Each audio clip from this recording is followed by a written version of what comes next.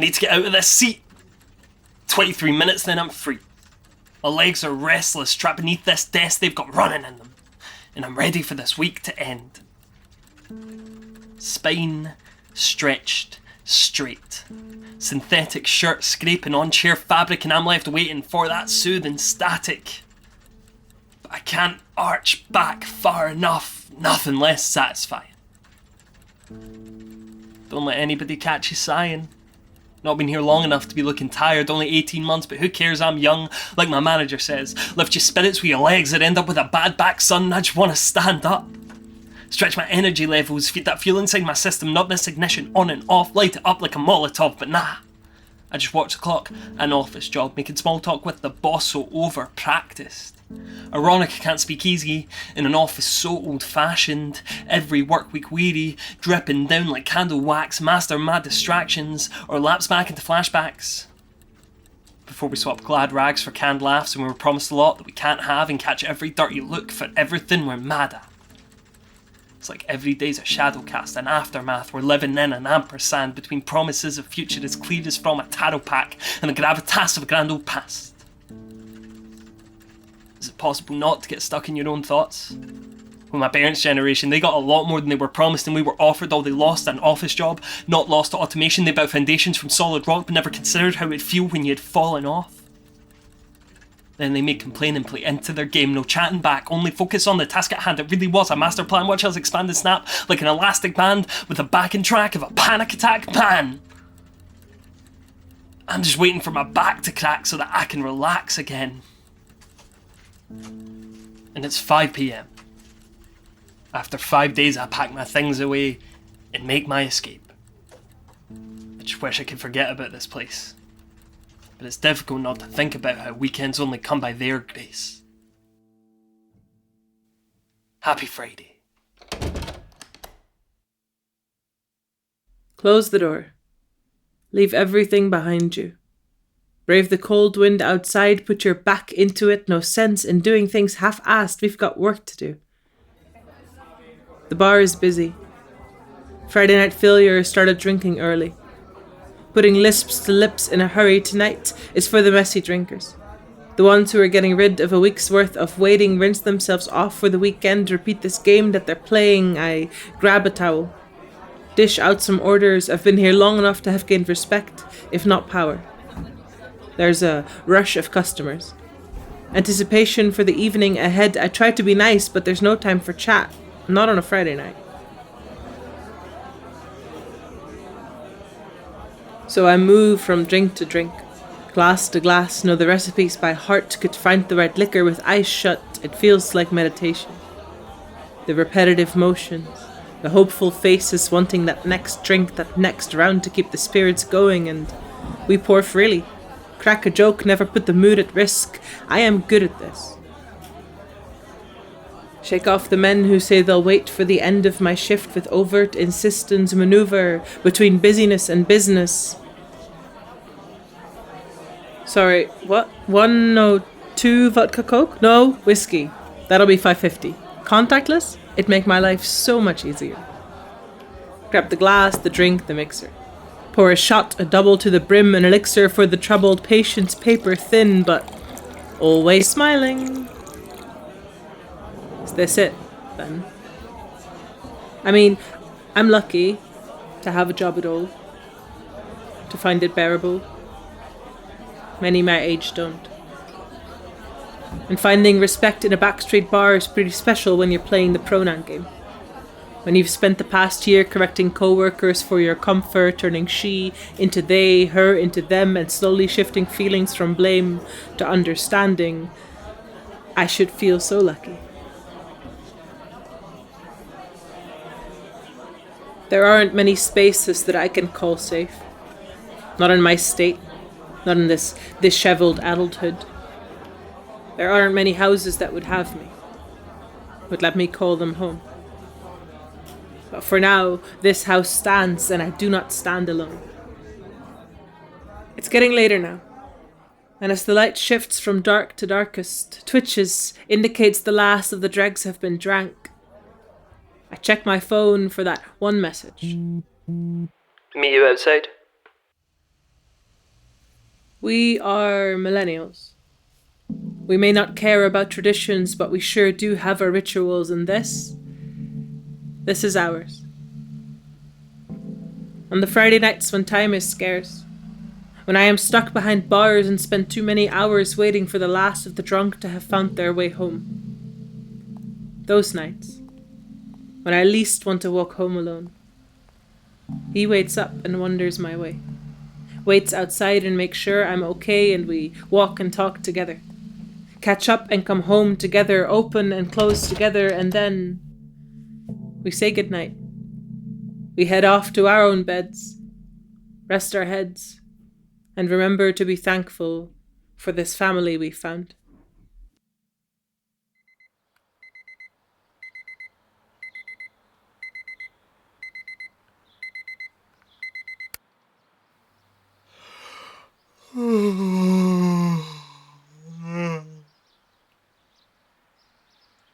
Why do I yawn when I've just woken up?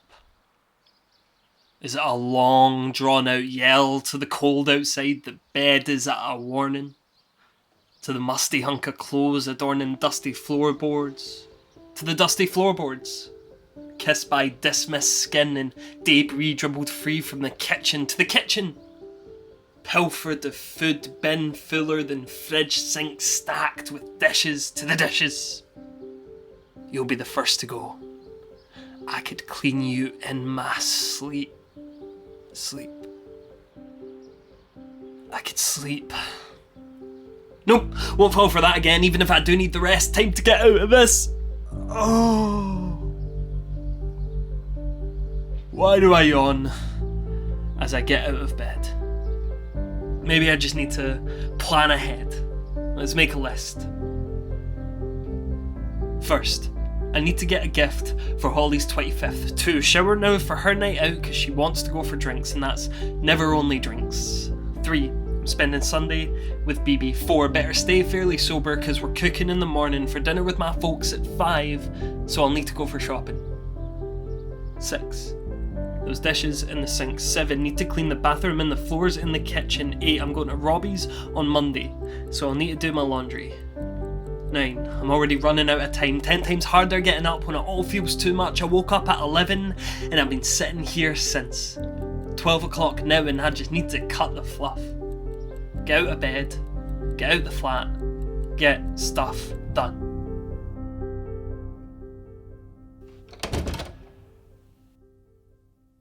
The door closes on the opportunity to spend the morning together. A quick glance at my phone shows it's PM, not AM, and I am late for work again.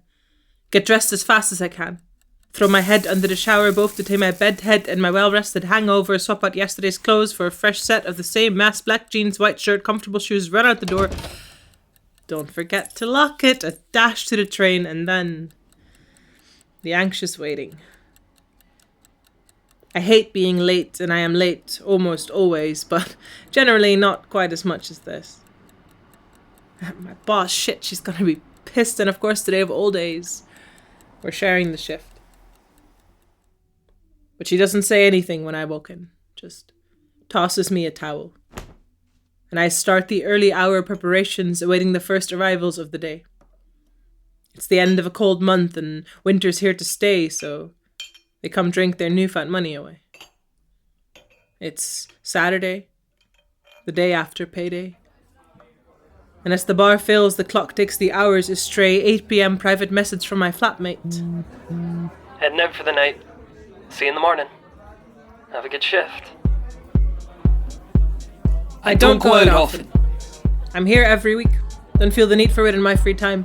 Strobe and strong hoppy odours led to many an early night after years of overexposure. I don't go out often, but I've gotten better at it when I do. Smarter. Time the red wine will have it mine before we start. The tonic will have it the afters. Get to the bar by 11. The first of the night find their way inside. First drink, mixer. Second drink, tequila. Only alcoholic stimulant. And mix it with a glass of liquid magic. Drink some water if you want to stick to the resolution of not being sick again. Shit, sorry. I didn't mean to spill it. Let me get that for you. Let me get you another. I hope that rum and coke won't stain. Oh, I see you've danced away. No need to get pissed, mate. I'll get you another on the house. No bother. I can see you looking. You're not the first who's come to the bar for more than a drink. You've moved into our circle, and was that really a wink? You're taking way too long to get to the front, awkwardly hovering. Eyes flash from your feet to the lights to the booth. Fumble with your change, pal. People are waiting. Just move. Catching my sight, yeah, I'm looking at you. In slurch speech, it sounds dirty. When's the end of your shift? Go on then, dance with my friends, we all know what this is. And I smile polite, play coy, but I hate it. Not gonna lie, I enjoy this. But in truth, I'm here for a dance and a drink. Not for you. Where's next? The crowd never stops. An endless mob of cocktails and vodkas, but around 12:30, the early crowd goes home. And before the late arrivals shuffle in, I take refuge by the bins for 5 seconds and message him. After all that dancing, I'm panting and in need of a breather. Makes me miss the cigarettes, but at least I feel cleaner. Still, I'll stand with the smokers for now. Get my breath back. Better not be smoking. Can't afford it. Bar busy, full of payday jokers. Yeah, just like yourself. You're one of them now. That hurts. It's not my fault I can't party on a Wednesday. Unintended consequences. This is not what I wanted. Ha! That's what they all say. Anyway, I gotta go back inside. Have fun. And now we're in the swing of things. Last hour of the evening, courtroom call for early leavers, dancers reaching for the speakers. The lucky have found partners and they're kissing in the corners. The DJ switches discs, now it's banger after banger. The bar's at its stickiest, the floor's a slipping hazard. The last song has just started, now it's gone. The lights come on. We all go home. They all go home. Time to clean up. Pull apart the after-party wreckage, tidy the messes left by the masses, unspilling the drinks, unbreaking the glasses, undoing the damage. We're not in a rush, but we're hoping to manage to get to bed before morning. Time to lock up. Close the door. Open the door. Come home.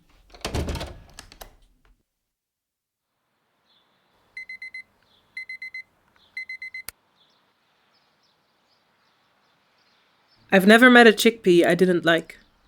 Chickpeas have a satisfying texture and nutty flavour that shines when dressed with a simple vinaigrette, so I've especially been enjoying them lately in salads.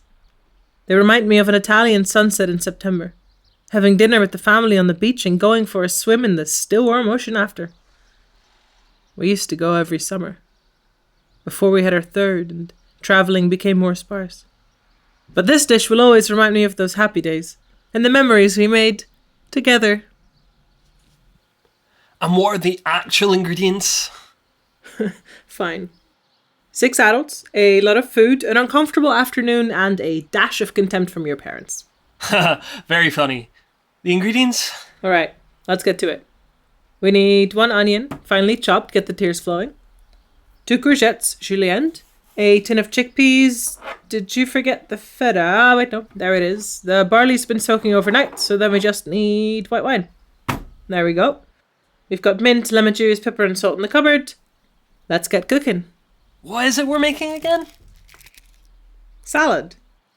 Chickpea, barley and courgette salad with mint and feta. And why aren't we bringing lasagna? Because we're trying new things. We're young and queer and adventurous. Great, my parents will hate it. The queerness or the salad? Let's get started. I'm on prep. Start with the courgettes. Here's Julian.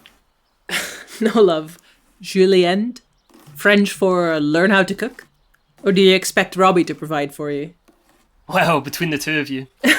I don't think that'll do. You'll have to learn eventually. Just slice them in thin, long pieces.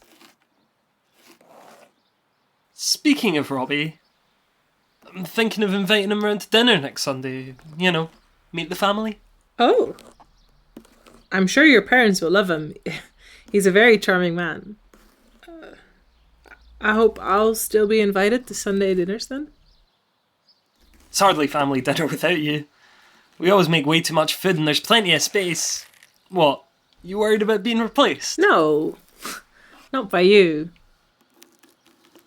I guess I wonder about what your folks might do. When they meet Robbie, they'll think marriage, futures, kids, and with us, it's not quite the same.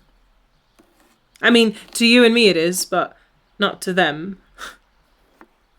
And once you give them a reason to, whether that's Robbie or someone new, they'll probably want to trade me in for traditions.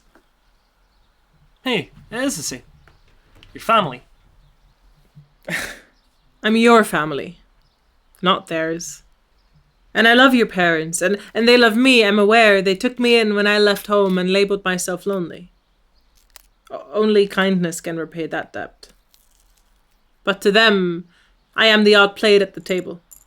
The stray that struggled with estrangement. I seldom fit within traditional dinner seating arrangements, and I guess I do worry about overstaying my welcome. But it's me that sets the table. And I will always save your space. You've been here with me for years, from the fun of sharing takeaways to pizza cold the following day. Whether you're allowed to stay is really not for them to say. Thanks. I don't really have the best track record with parents. I mean, mine still think of me as the daughter that left them, so... It's strange to me that yours have shown such acceptance to the weird non-binary queer tagging along with their son. Are you done? Excuse me? Cutting the onions. You alright, pal? Yeah, I'm good. Let's keep going.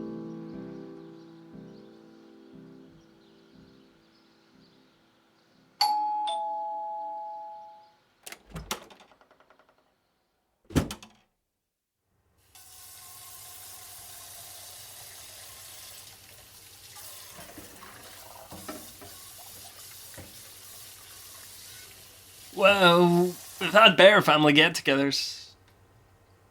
Could have been worse. At least they didn't say it's just a phase.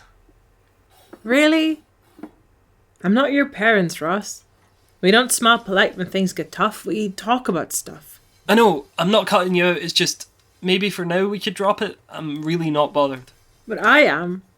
You can't just stand there and pretend that it's not that bad. They completely dismissed your relationship as nothing serious just because it's with a guy. I mean, they know you're bi, right? No, they didn't. Nothing was dismissed. They were just taking the piss, and yes, they do. I remind them of it often, with every new girlfriend and every new boyfriend, and it has never been a problem. Well, they sure seem to imply they don't respect that truth. I don't know how that doesn't bother you. Because I know for a fact that if I brought him back, my mother would love him, my dad would shake his hand, and they'd eventually see that I take him seriously. Plus, I don't think they believe it. They're basically joking. They're not homophobic. But it's not just about that. It's every word you say and how they never listen. The way they judge your decisions and never ask for permission. And every quip that leaves their lips is supposed to be a display of wit, but just leaves you feeling at risk in their midst. Is that really what family is? Family can be a lot of things. For them, it's me overlooking what they do.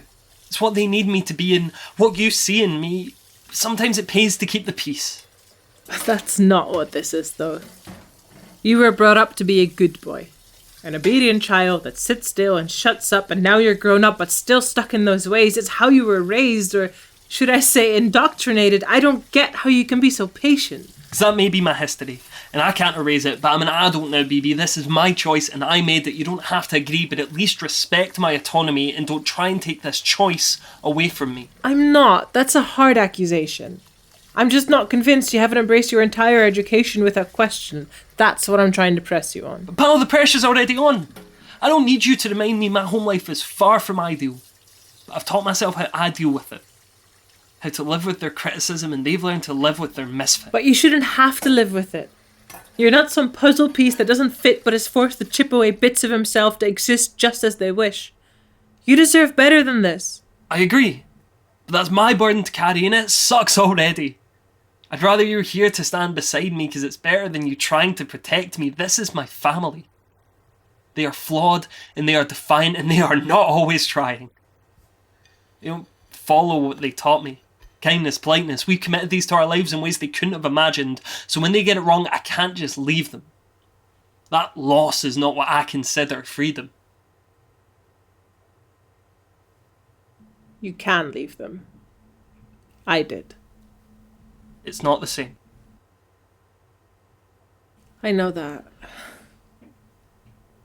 It's just when you sit there and smile, nod, let them get away with saying whatever they want. I can't help but wonder whether you would defend me if the time came. If they made a joke or passing comment, would you sit there and keep the peace, or would you stand up for me? You may have the privilege to not always have to be brave, but sometimes it makes me feel unsafe. I wish I thought they were capable of change. I've just learnt not to expect much at their age. But this is not just generational differences. Resistance has always existed. From the queers throwing bricks to fighting colonialism, and the powerless have always fallen victim to the patience of people who are happy to keep the peace. I don't want to let that happen to me. Neither do I. It's just I know they've never had to be lighting fires or freedom fighters. Allowing them their transgressions makes the weight I bear a little lighter. This way, every win's a bitter victory. And not just something they should know already. I know. And I know it isn't easy either way. Anyway, we should go back in. They're probably waiting.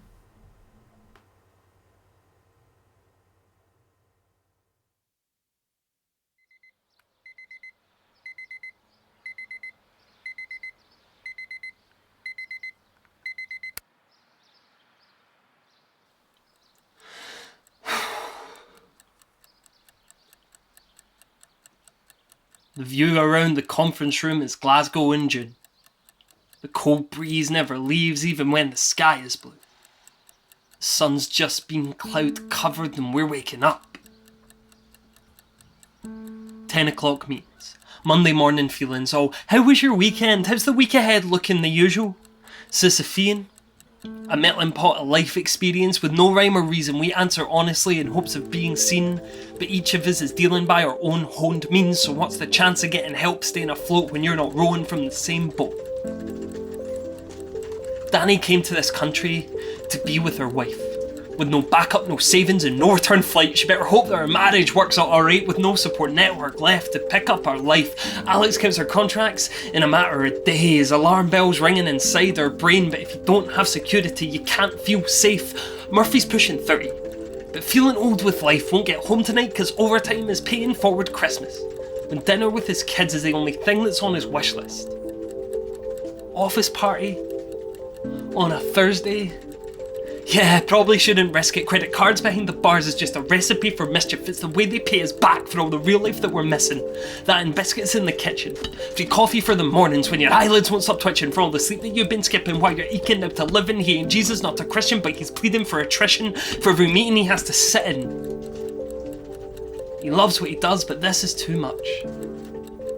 Every tailor around this table, needlessly chased, 50 hours on the late shift. Leisure seconds basic, it's just difficult to take it when your house is built on playing cards, your life's not what you make it, it's the definition of makeshift. But before you know it, it's lunch. Mornings are rough, but we swing through on what's new and everybody's shared energy. It's always that way on a Monday. By the time that 5 arrives, you feel like you're off early. And thank God for small mercies.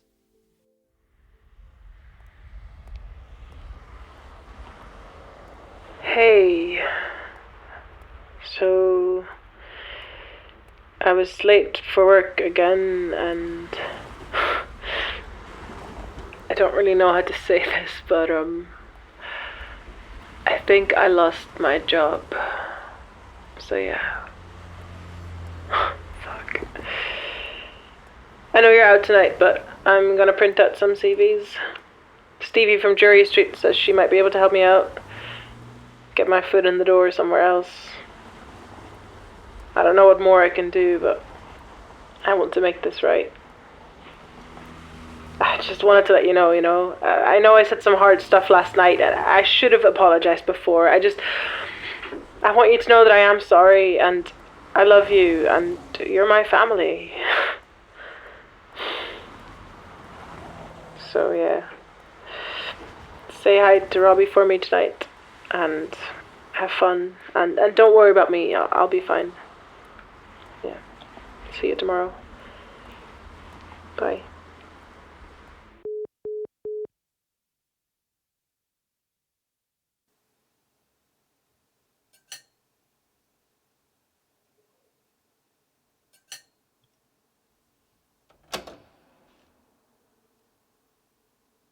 Hey, You cooked.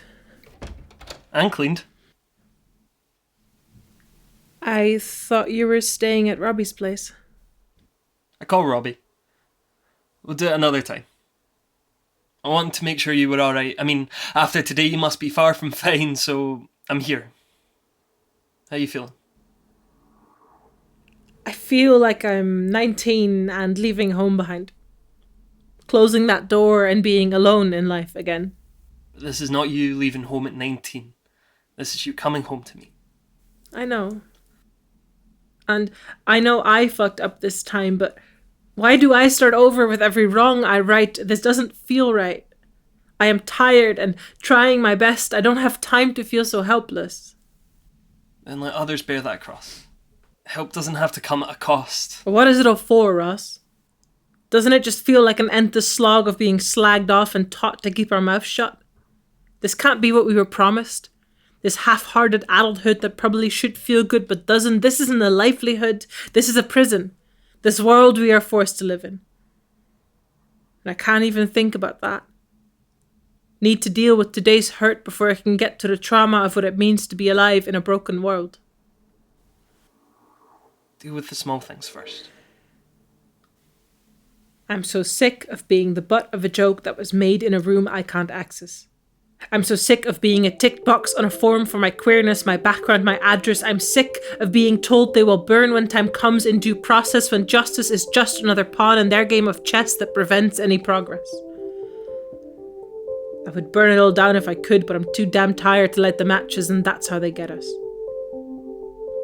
We are owed the universe, but it will not be handed over easily, so promise me tomorrow we'll sing the song of revolution. Tonight, come sit with me. Let's have a drink. There is something exciting about doing absolutely nothing in this world of productivity. There is joy in your resistance. There is resistance in your joy. Something radical about your laughter. If this world is gonna fuck us over, let's get fucked together. It's not gonna make anything better. But the world starts again tomorrow. So for tonight, let's borrow time. Unwind. Even when nothing is coming easy, even when happiness seems out of reach, it may not be the dream, but for now, it's what we need. That's how family needs to be. Okay.